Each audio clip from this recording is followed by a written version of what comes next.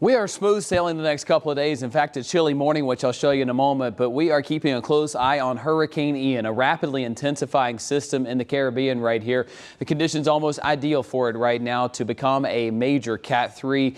Models are even showing a Cat 4, and some of those outer bands already making their way through Cuba and kind of indirectly so, but South Florida already getting rain. It's Florida that's going to take the brunt of this system, and more in particular, it's Tampa Bay and Sarasota, where that storm surge coming in from a Cat 4 that's just offshore is set to be 10+ feet above the heads of those at beach level.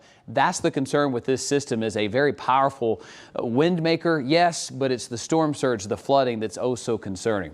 100-mile-per-hour winds out of it right now. It's a Cat 2, which is new, set to become a Cat 3 in a matter of about 12 hours. Yes, by tomorrow morning, it's a Cat 3. By tomorrow afternoon, it's a Cat 4. So from a 1 to a 4 in one day. That is incredible, folks, and so dangerous. It's a Cat 4 on approach of Tampa Bay, but look how quickly it weakens here to a Cat 1. Some land interaction in the cold front itself kind of pushing it in allows for that weakening wind-wise. But Orlando, Tampa, we're talking on the severe side, the wind, the tornado risk, and the heavy rain and flooding the concern here for Central Florida. The track still about the same, with it coming right up through our area Friday night into Saturday, bringing with it rain and a lot of it. The spaghetti models have it moving toward Tampa, then moving up into our neck of the woods. Really, no matter where it makes landfall in Florida, it's coming our way down the road. So local Ian timing. Our impacts begin Friday and ramp up through the day on Saturday. We're looking at wave after wave of heavy rainfall. You can see it moving toward the north right here. The rain holds off until midday Friday. It's Friday and on that we're going to see heavy rain. And notice too, it's windy. A chilly wind coming out of the northeast. We'll have round after round of heavy rainfall. That's why Friday night football games are being rescheduled across town by town. We're talking about a driving heavy rain. And then Saturday morning, you're waking up to a complete washout across the Carolinas and Georgia, that center circulation between Albany and Atlanta. Driving rain and severe threats right there along the east side of that.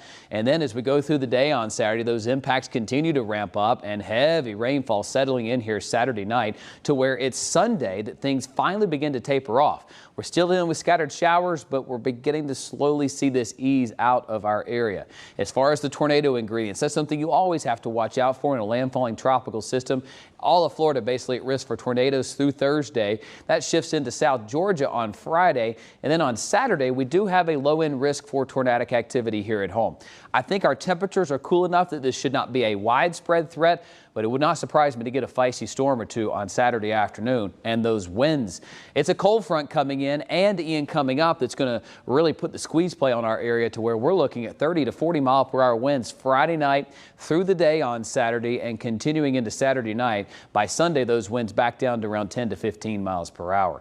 Rainfall totals, we're looking at a solid soaking across the area, about an inch on Friday, 2 inches or so by Saturday afternoon. When it's all said and done by Sunday morning, we're looking at 2 to 4+ inches. Some areas get over 5, which is going to cause some localized flooding.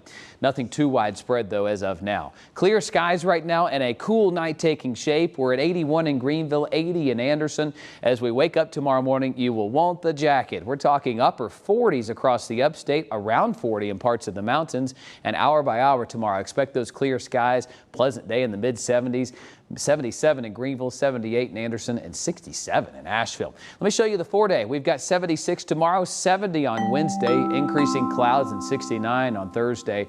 An alert day for Friday as we're tracking the tropics. Rounds of heavy rainfall move in late in the day. That continues through the day on Saturday and then tapers off by Sunday. In western North Carolina, alert days for Friday and Saturday as well. Rounds of heavy rainfall, and it's a chilly rain in the mountains. With that wind at 61, going to feel quite chilly by Friday afternoon.